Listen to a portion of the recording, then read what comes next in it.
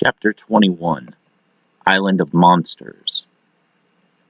Jockey Island, December 23rd, 1998. Jake stood his ground, his eyes locked onto the two women before him. They looked human. Too human. Their delicate features, flowing dark hair, and sultry eyes that gleamed with a mixture of hunger and malice. But Jake knew better. Beneath their beautiful exteriors lurked something far more dangerous. Succubi, predators of a different kind, feeding on life force, flesh, and souls. He could feel the tension in the air, a coiling spring ready to snap. One of the women smiled, her lips curling into something that was neither kind nor pleasant. Her teeth had elongated into fangs and her nails into claws. Her companion mirrored the expression and movement. The creatures eerily synchronized as they took a step forward, closing the distance between them and Jake. "What's the matter, warrior?" the first one purred, her voice like honey. "Afraid of a little intimacy?" Jake's fist tightened, his muscles tensing as the atmosphere became suffocating. "Not the kind you're offering," he said through clenched teeth, his eyes flickering between the two succubi, calculating their movements. Every instinct screamed at him to be ready. Without warning, the first succubus leaped forward, her speed an unnatural blur of motion as her clawed fingers reached for Jake's throat. At the same instant, her companion launched herself at him from the opposite side, moving with equal lethality. Jake twisted his body, ducking just under the first one's attack, and throwing his elbow downward, meeting the second succubus mid-lunge. His strike connected, sending her staggering back with a snarl. Recovering from her missed strike, the first succubus swiped at Jake's chest, her claws grazing his shirt and drawing a thin line of blood. Jake grimaced but did not retreat. He grabbed her wrist, twisting it sharply as he pivoted, forcing her off balance. She hissed in pain, but before he could follow through with another move, the second succubus was back, lunging at him again with lightning speed. Her hands were outstretched, nails like daggers aimed for his heart. He let go of the first one and spun just in time, blocking the second attack with a forearm. The impact jarred him, the sheer strength behind her blow catching him off guard. The succubus grinned, her mouth stretching impossibly wide.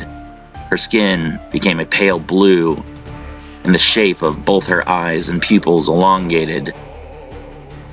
With long, spade-ended tails, dual horns, and leathery skin, the succubus appeared like a classical demon. Next to her, the other creature changed, dropping their facade of humanity. Jake could feel his pulse quicken as the transformed succubi moved in perfect coordination, circling him like predators. They attacked in tandem, one striking low while the other aimed high, forcing him to defend with every ounce of his strength and skill. It was like fighting shadows, their movements so fluid and fast, they were almost impossible to predict. Every time he blocked or dodged one, the other was already coming in at him from a new angle. The succubi lashed out with their claws, their kicks aimed to cripple and tear. Jake dodged, rolled, and countered with swift punches and kicks of his own, his heart pounding in his chest as the fight intensified. He delivered a powerful roundhouse kick to one of them, sending her crashing into a nearby tree with a sickening thud. But even as she hit the ground, the other succubus was on him again, her claws raking across his side, leaving deep gouges. Jake gritted his teeth against the pain, retaliating with a brutal uppercut that sent her flying backward. She landed on her feet with unnatural grace, wiping the blood from her lips with a wicked smile. The other one had already recovered, and they both advanced again, unfazed by the brief setback. Their eyes gleamed with an unending hunger, their bodies moving like serpents, winding and twisting in unison. The tension mounted as Jake realized this fight was far from over, and it was just the first one of many to come. This wasn't just about survival. It was a contest of endurance, and both sides knew it. Jake sidestepped just in time, deflecting the incoming strike from the first succubus with a forearm. The force of their clash sent a shockwave through his body, but he countered swiftly, driving a hard jab into the succubus's chest. A sickening crack echoed through the air as her chest caved in, her breath escaping in a sharp gasp of pain. Without hesitation, Jake pivoted on his heel, his body moving like a coiled spring. His leg whipped around with brutal precision, delivering a roundhouse kick to the second succubus's face. The impact sent her head snapping to the side, and she crumpled to the ground in a heap, her body twitching from the force of the blow. Before Jake could catch his breath, a loud guttural roar reverberated through the air. He barely had time to react as a hulking figure lumbered toward him from the shadows. It was a massive demon, easily twice his size, with thick, fleshy skin hanging loose from its frame. Its boar-like tusks jutted out from its mouth, dripping with saliva, and its small pig-like eyes gleamed with malicious intent. The pig demon swung its heavy fists at Jake, each punch carrying the weight of a sledgehammer. Jake ducked under the first blow, feeling the rush of the air as it passed overhead. The second punch came slower, giving him enough time to weave to the side, but the sheer force of the demon's swings caused the ground to tremble beneath him. Disgust twisted Jake's features as he caught a glimpse of the demon's grotesque form up close. Its skin was a patchwork of scars and sores hanging loosely from its bloated body. The stench of rot clung to the air around it, and Jake had to fight the urge to gag. "This just keeps getting worse," he muttered under his breath. The pig demon roared again, throwing another wild punch. Jake dodged, stepping back just far enough for the fist to graze his shirt, tearing the fabric. He could feel the ground shake with each of the demon's heavy movements, but its strikes, though powerful, were sluggish and predictable. Jake saw his opening. As the demon overextended with another slow punch, Jake darted upward, slipping inside its guard. He drove a knee hard into the demon's bloated stomach, feeling the soft flesh ripple under the impact. The pig demon let out a choked grunt, doubling over slightly. Without hesitation, Jake followed up with an elbow strike to the side of its head, aiming for the temple. The demon staggered, its tusks scraping the ground as it struggled to regain balance. "Stay down, ugly," Jake growled, his body tense as he prepared for the next move. Jake winces, evading the punches, but still feeling the force they generate vibrating outward. "Damn, you're pretty tough," he says, twisting away from another punch and feeling the shockwave hitting him in the gut. "I've got my work cut out for me." "My name is Kamapwa, and I am a Mogus demon," the large creature snorts. "I eat runts like you for afternoon snacks." Snorting again, Kamapua pivots and attempts a back swing. Jake blocks with both forearms, generating a sonic boom upon their collision. Breaking off from each other, Jake grins, shaking his sore arms. With a sudden rush of energy, Jake flares out his aura and rushes the demon, driving a knee up into the creature's snout. Kamapua's face distorts, saliva flying in all directions, just before he is sent crashing against the side of the boat. "Hello, little brother," Inyana says from behind Jake. Jake's heart raced.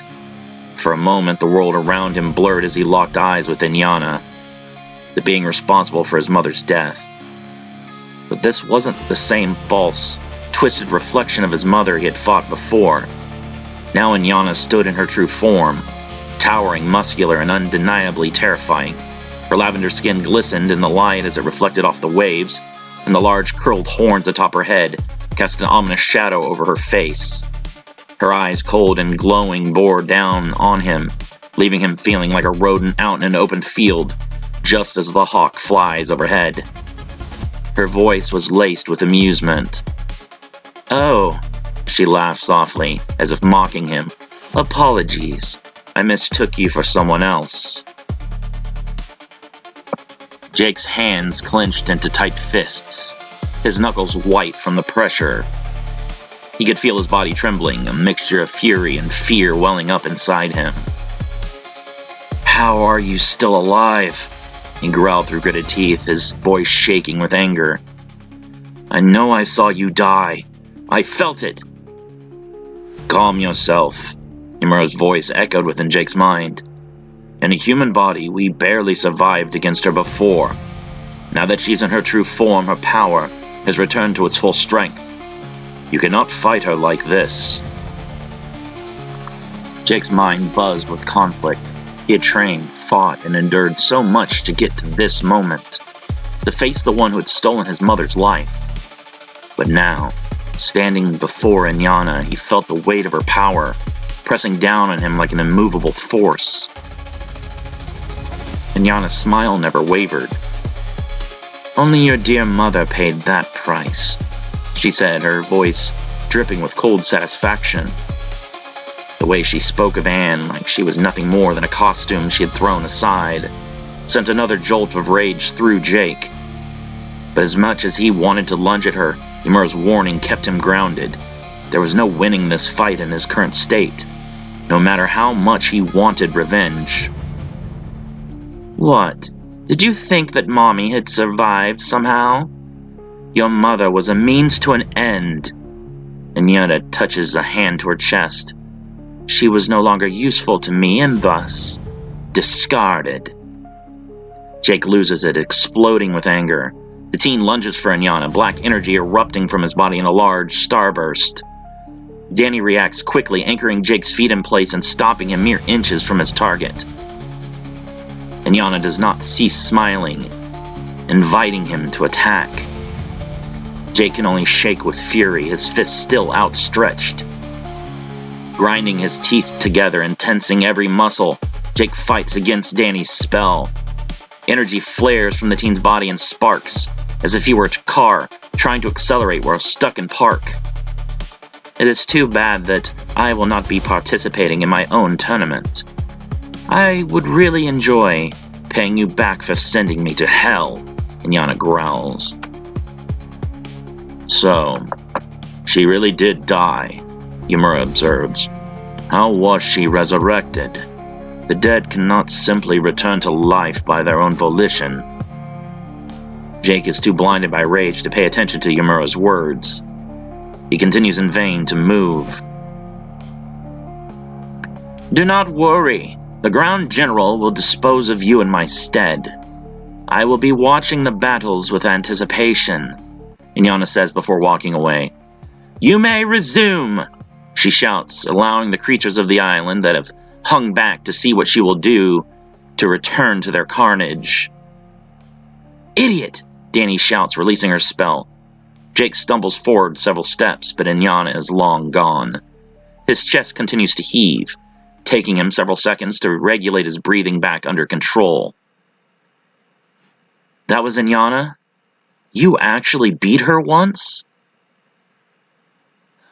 "Ymura and I had to unify our spirits to combat her, and it took my mother sacrificing herself to end the battle. It's still painful for Jake to talk about her death." "I'm sorry," Danny whispers, putting a hand on his shoulder. "Don't mean to ruin the heartfelt moment, but we have company," Zaya says, drawing her sword and holding it out in front of her. Dozens of monsters and demons inch forward, backing the humans toward the ship. The island breaks off into pure violence and chaos. Monsters of all shapes and sizes tear into each other, with the singular goal of the Yazidan artifact in all of their minds. The combatants that arrive first are hardened by battle and empowered by their previous kills. Many of the newly arrived creatures are quickly overwhelmed. Dozens of weaker creatures collapse lifeless as they are blitzed by the insane speed of the Kamaitachi. The speedy creature is known for its rapid movement, and none of its opponents are able to see its attacks before they are felled. Suddenly, the Kamaitachi is knocked back, mid-run, and slammed back against a tree. Before it can recover, long, horn-like appendages extend from the shoulders of Descarina and pierce its chest and forehead. Descarina retracts her horns and pivots, cutting a demon in half with her claws. Two flying demons dart down at the enhanced woman, but she turns and snatches both out of the air with her tails, driving their skulls down into the earth and killing them. Alyssa and Bernard are the most at home in this madness, cutting through dozens of enemies. Each kill strengthens the hunters, making them more efficient at killing. A handful of magic-using demons blast at each other with elemental spells, while the Therians work together to kill a Striga, 2 Krakatas, and a Vanara. As the body of the Vanara finally collapses at their feet, a massive winged reptilian Artrela lands atop the corpse to be their next opponent. The Therians are worn down and fatigued, but they growl at the challenge and extend their claws to meet the reptilian in battle. With a single roar of flame breath, both of the Therians are reduced to charred skeletons. The Artrelia is about to take flight in search for another opponent when the flash of steel shines past, and a figure lands in a crouch just past it. Alyssa sheathes her sword and stands, the Atrelia's head rolling off of its shoulders and landing on the grass with a thud. Bernat ducks beneath the claws of a Lycos and drives his sword up into its rib cage and twists. Unlike the mages and Jake, the hunters are at ease in this jungle of slaughter. The devils also enter the fray, using their psychic abilities to crush the throats of countless lesser creatures. There is a strange magic at work here, Gomorka observes. The life forces of the slain are being converted into energy. The Sicarii have set up a dangerous game, De Carabia says. A fun one, however, the devil Atestos grins, another subordinate of the late Gwalichu. When was the last time we were given free license to kill to our heart's content, with no fear of being found by the Yazda or human armies? We have hidden behind the Warnas for so long that this will be the first time in thousands of years that we can fight with our full unfiltered power. Jake wipes the sweat and blood from his brow as the massive body of a Goristo demon crumpled to the ground, its neck twisted grotesquely in his grasp. The heat of the battle raged on all around him, but in that moment his senses narrowed on one figure, the devil Kazadiah. Kill all of them, Kazadiah ordered with a voice that seemed to cut through the chaos. His eyes gleamed with dark intent, scanning the battlefield like a predator. We cannot allow any of the competition to gather strength. All of their energy must go to our forces. No one can be allowed to claim the Banukazka other than us. The name, Banukazka, hung in the air like a curse. An ancient artifact of immense power that every contender sought. The entire tournament was built around this object, and Kazadiah was hell-bent on ensuring that no one else would come close. Jake's eyes locked on to Kazadiah, and time seemed to slow for a moment. His breath steadied, and every muscle in his body tensed. The weight of his command fell over him, but rather than feeling fear or intimidation, he felt a surge of resolve.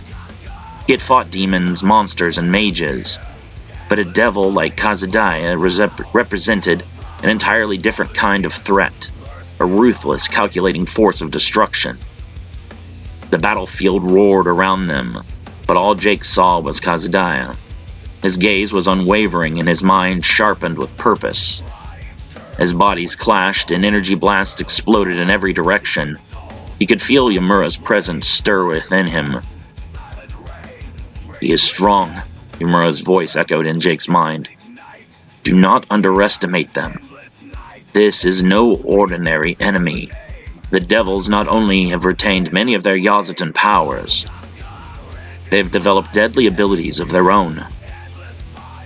Jake nodded subtly, acknowledging the warning, but he wasn't about to back down. Are you ready to finish what we started on the boat? Kazadiah laughs. You cannot be foolish enough to challenge the strongest beings on the island before the tournament even begins. I would advise you to kill as many lesser creatures as you can, to gather enough strength to not piss yourself in my presence. Etesto steps ahead of Kazadiah. Hang back, I got this. What? Kazadiah asks, annoyed. He is mine to kill. Look, with Gwalichu dead, you're in charge here. You need to be the one to enter the tournament and claim the Banukazka. Besides, There's no need to worry. The devil smiles. I've already killed one of these humans. They're nothing special. The devil throws his hand out using his psychic power of Chonyoroko. He is able to paralyze the teenager in place. Like all humans, you have no reason to have any confidence, yet you are overly arrogant. He approaches Jake, ready to end his life. You never even stood a chance against the likes of me. Jake suddenly grins as the devil comes within striking range. The teen bursts into a cloud of smoke as Zaya and Danny rush forward with swords drawn. Etestos throws both hands out to paralyze them, but finds his powers have weakened considerably. The devil looks beyond the attacking duo to see Allure chanting the exorcism spell. They formulated a plan and worked together to target me. Etestos thinks in horrible realization, just as the blades of Zaya and Danny cut an intersecting X across his torso. Impossible, Etestos whispers, blood exploding from his mouth and chest. Brought down by humans? His body slides apart into several bloody pieces. The other devils are in shock, watching helplessly as another of their team is felled. Zaya and Danny both receive massive power boosts from the prestigious kill. The girls feel as if their entire bodies are electrified with energy. Jake smiles, seeing the mages take down one of the devils. In the corner of his eyes, he fights against two revenants, conjured by the necromancer, Isheth Drakovac. I can't believe it actually worked. Allure's illusion magic actually fooled them. Maybe we really can win this.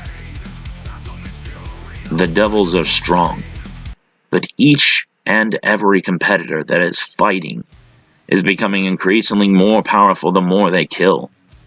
I'm positive that Hui is taking full advantage of this system. An ability that grants power to you after killing an opponent. Jake wonders, doesn't that sound awfully familiar? Yumura nods. I believe that my sister has modified Seal in order to project its benefits to others.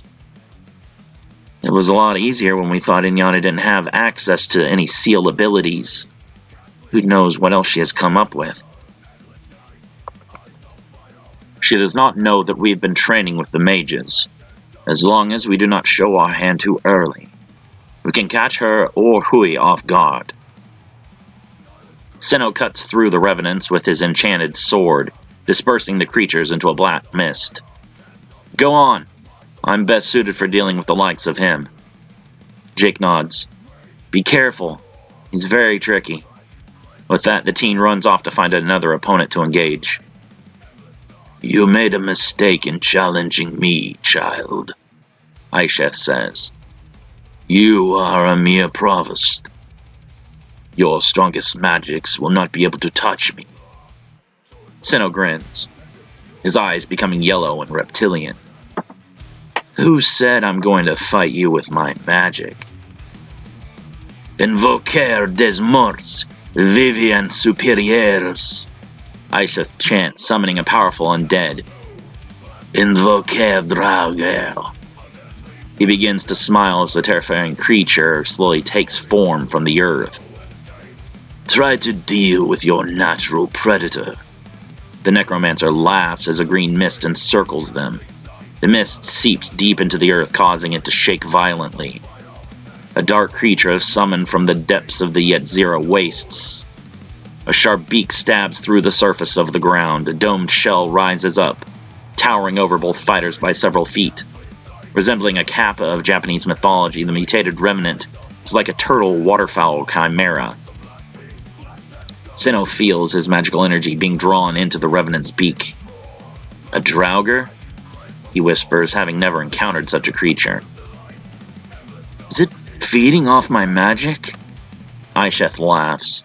How are you going to handle an undead evolved to specifically hunt mages? Senno leaps backwards to stop the draining of his magical energy by the Draugr. The creature roars loudly, wings tearing free of its back. As the Draugr feeds, it will only continue to mutate further. Aginestra! Sinnoh shouts, releasing a fire spell into the Draugur's face. The spell is absorbed by the creature before ever making contact. It can eat spells? Isheth begins to laugh even harder.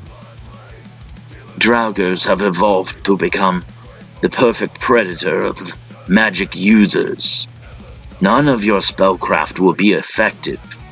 All you will do is make it even stronger. Sinnoh takes a deep breath, drawing on the energy produced by his GX parasite. The mage's muscles swell and faint reptilian scales manifest across his flesh. What is that? Isheth whispers. Is that some kind of beast magic? Sinnoh grins, cracking his knuckles. Not hardly. This is all physical energy. No magic involved. Sinnoh rushes forward, leaving behind a pressure crater beneath his feet. The mage's fist collides with the Draugur's jaw, cracking its beak open. As the creature stumbles, Sinnoh drops down and hammers its plastron. Faint cracks spread out from the armored belly of the creature, exposing its vulnerable flesh. No! Isheth shouts. Stop that! Sinnoh continues, striking again and again until the plastron chips away and its fists begin pounding against soft material. Blood and gore leak out as the mage's fists sink deeper and deeper into his opponent. A mage, equally strong in magic and physical combat, Isheth says, angered and slightly unnerved by the power displayed by Sinnoh. The Draugur collapses with a large hole in its belly, exploding into a black mist. Invoker des mots mondres orek, Isheth chants, raising several skeletal corpse soldiers from the earth. Sinnoh slashes through an orek, and immediately thrusts a hand out to consume another inflamed magic. Isheth backs up, trying to keep the undead conjuries between him and the young mage. The necromancer has no skill in combat outside of his conjuries, so he fears that if Sinnoh gets in too close, he'll have no way to defend. What reason have you come to this island? Isheth asks. Everyone has their reasons. Is it the allure of unlimited power or something more noble? What does it matter to you? Sinnoh growls. Because we do not have to be enemies. We are both mages. That fact alone should make us kindred spirits. We should be teaming up against the monsters on Jockey. Do you think that any of them are pleased that we humans are even here? You're a necromancer. Our interests are never going to be aligned. Trying to unlock the mysteries of the afterlife is a natural curiosity. I am sure you have had people close to you perish. Haven't you ever wanted to save them? To have the means to bring those people back? Necromancy is a monkey's paw of magic. No one you bring back will ever be the same person they were in life. That is why I continue to study and research. I want to perfect that process. I wish to be able to resurrect the dead to the exact way they were in life. With the Banukazka, I will have that power. Did you know that the Yazata can travel to the afterlife? They can even reach into the heart of Gehenna and retrieve souls from hell's prisons. The way the Yazata bring the dead back to life carries with it none of the flaws of necromantic magic. No pieces of humanity are left behind. Yazatan resurrection is a perfect revival. You want to win the tournament so you can bring the dead back to life? Better? Not all of them, of course. But having the ability to bring the dead back without any imperfections is the true goal of all necromancers. How do I know you won't use it to raise an army of the dead? Because I can already do that with the magic I possess. For war, you need not perfect souls. Why bother to bring someone back with their humanity if I wish them to commit inhuman acts? Guess that makes sense, Sinnoh whispers. but we have our own reasons for winning. Then shouldn't we settle things in a civilized manner? To face each other in the tournament where rules and order exist. Out here in the wild, anything goes. Us killing each other right now makes us no better than any of the monsters on this island. With a loud sigh, Senno sheathes his sword. Get out of here, before I change my mind. We aren't allies, so get things straight. If I face you in the tournament, I will do anything it takes to win. Isheth nods. That is to be expected. I thank you for stopping to think about our situation a little deeper. There are only a handful of us humans on Jockey, so we should make sure all the monsters are vanquished before turning on each other. Alyssa and Bernat decapitate a trio of Therian, weird hyena creatures and stand face to face with a hulking, dragonic Zemu. The hunters attack first, but their swords bounce off the creature's armor like scales without dealing any damage. Humans? The Zemu, named Iodragus Thraktu, asks, confused. You have no business here. Alyssa stubbornly attempts a decapitating strike. Sparks leap from her blade on contact, but she is unable to cut through a single scale. You are never going to cut through my scales, Iodragus says, annoyed. Iodragus flies up into the air and extends his arms and wings, conjuring flames all around him. The Zemu sends the flames down in a barrage. The hunters dodge the exploding flames, leaping around the battlefield. Given no chance to retaliate, the hunters are kept on the defensive. A fire elemental being, the Zemu is able to generate flames out of the air as long as oxygen and fuel are present. Alyssa rolls forward in evasion and pivoting to block the next fireball with her blade. From behind, Bernat leaps over his partner, using her shoulders as a launch pad to propel him up into the air. As Bernat reaches the Zemu, Iodragus expels a force of intense heat, knocking the human back. Alyssa rushes beneath Bernat as he falls and attempts to maneuver behind to attack the Zemu. Iodragus glances down and unleashes another barrage of fire at Alyssa. Shielding herself with her sword, Alyssa is driven to her knees by the repeated fiery explosions battering against her.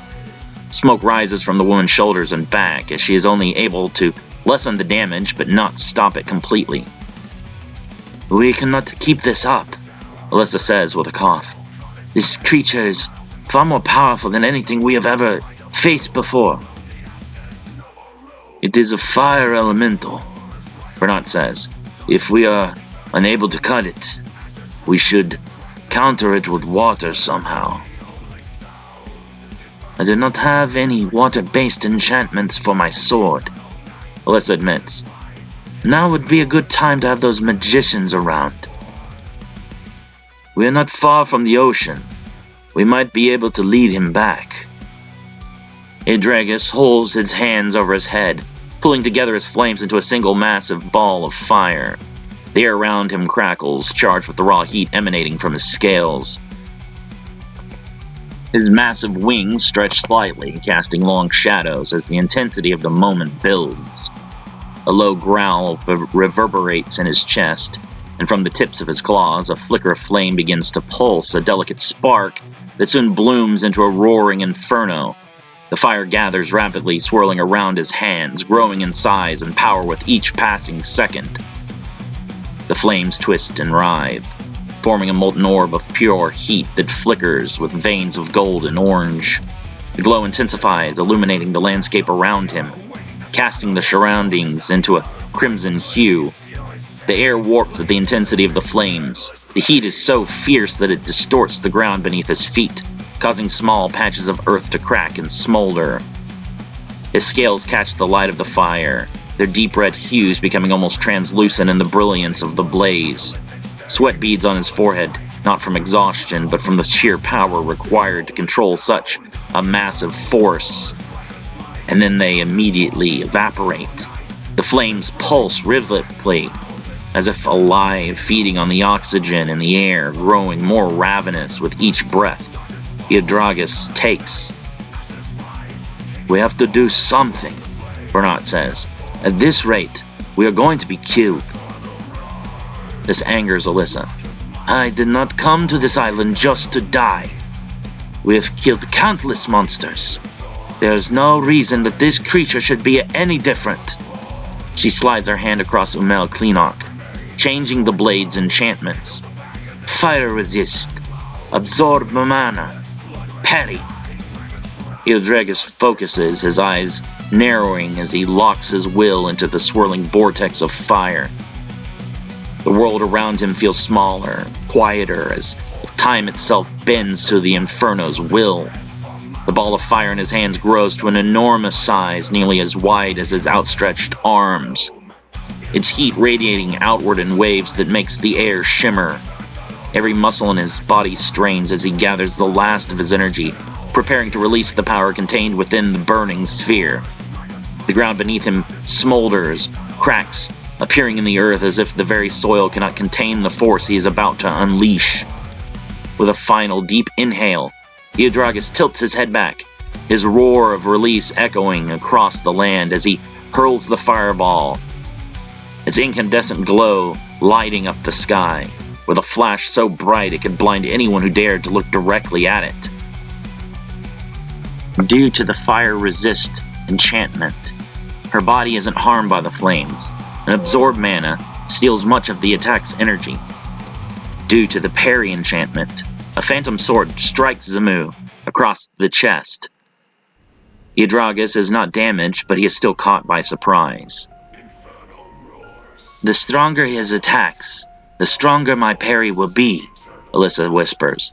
"His power is the only way we're going to damage him, without being able to extinguish his flames." The Zamu attacks with a flurry of fire blasts, but Alyssa is able to absorb each of them into her sword. The parry attacks are fairly weak, only leading to annoyances on Iodragus' part. Darting down, the Zamu strikes Alyssa with a hard right. The blow bounces the woman off of the earth, but Parry returns an equal strike across his own face. Iodragus growls in anger, a single line of blood running down his nose. The blood sizzles on the Zamu's flesh, quickly evaporating. Bernard attacks from behind, but Iodragus throws an arm up to strike the man with the back of his hand. As Bernard is knocked back, Alyssa rises up with Umel Klinok. The hunter stares in horror as her sword is stopped by the Zamu's armored scales, again unable to penetrate. Iodragus slams both of his fists against the side of Alyssa's head. The woman's vision blurs and she collapses, suffering from a severe concussion. Bernard enchants his sword quickly as he runs at Iodragus from behind. "Penetrate! 1, 2, and 3! Focusing all of his sword's abilities into penetrating power, he leaps up in an attempt to drive his blade into Iodragus' back. Iodragus turns, catching Bernard's sword in one hand. The Zamu's eyes widen in shock as the sword sinks into his palm. Growling with anger, Iodragus backhands Bernard against the trunk of a tree. The hunter's sword drops to the ground with a loud clang. Alyssa picks up Bernard's sword and holds it against her own, rising up to drive both of the blades into the Zamu's exposed side. With Penetrate 3, Bernard's sword is able to pierce Iodragus' impenetrable hide. Sliding up against Bernard's weapon, Alyssa's own sword is able to enter the bloody cavity. Alyssa screams, releasing the absorbed magic through her sword and into the Zamu's body. Iodragus is blasted back, Alyssa's magical attack bursting from his other side. Iodragus hits the ground hard, severely wounded and bleeding from both his chest and back. Alyssa limps toward the Zamu, dragging both swords. Her equilibrium is still off and she fights waves of nausea due to her concussion. Mana Seal. No escape. Execution Strike. She changes the enchantments on Umel Klinok, preventing any escape or magic use. If her next strike succeeds, it will automatically be fatal. This enchantment is risky. If Execution Strike is evaded, it cannot be used again. Eudragus pushes himself off the ground with difficulty. His wounds have cauterized, but he is severely weakened. Shakily, the Zamu crawls to his feet. He tries to fly, but is too weak. Alyssa staggers closer, her determination to kill the creature solidified. The Zamu holds a trembling arm out to attack, but his energy is too low to provide fuel to ignite any flames. Bernard grabs Eudragus from behind, locking him into a tight headlock. As the Zamu struggles, Alyssa uses the last of her strength to drive a male Kleenock through the cauterized scar tissue of the previous wound on the Zamu's side. With no scales to deter the strike, she does not require the Penetrate 3 enchantment. Dropping Bernard's sword provides Alyssa the extra burst of speed and mobility to deliver the final blow. Both hunters collapse, exhausted. The energy of the Zamu is transferred to Alyssa, replenishing her stamina somewhat, and granting her the pyrokinetic abilities of flame creation and manipulation, and fire resistance, along with armored skin defense that can be activated by raising Zamu's scales over her skin.